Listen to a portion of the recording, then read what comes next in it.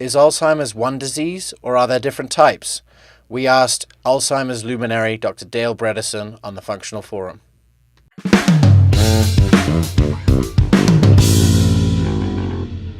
So we just saw a beautiful example of looking carefully at many different metabolic parameters, and what we find is that if you actually look at people who have cognitive decline, be it full-blown Alzheimer's, pre-Alzheimer's, which is mild cognitive impairment, or pre-MCI, which is SCI, subjective cognitive impairment, what you see is that these people actually very clearly fall into different groups.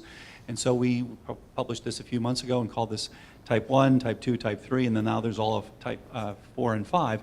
And you can see, if you look at why organisms actually make amyloid, and you see Alzheimer's really as a change in a plasticity balance. Organisms make amyloid for three reasons.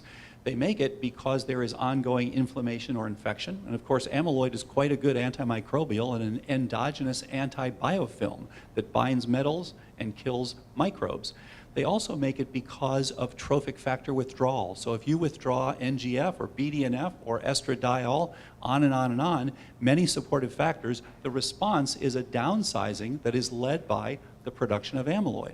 And the third thing is that amyloid is quite good at binding a number of toxins, starting with divalent metals like mercury, copper, but also things like mycotoxins. So organisms make amyloids for different reasons, and we find that when you look at these more extensive profiles than are typically being done in doctors' offices, when dementia is being evaluated, you can see who is actually a type 1 or a type 2. Are people making this because of an inflammatory process? Interestingly, one of the common ones we call glycotoxic, which is actually type 1.5. These are people who typically have high hemoglobin A1Cs, high insulin resistance, that sort of thing. And it's because they have a combination of type 1. They have the inflammatory part from the advanced glycation end products, but they also have the atrophic part, which is from the insulin resistance. So insulin is a critical factor to support neuronal survival. So you can then look at these and treat them better. It turns out that you have to treat them differently.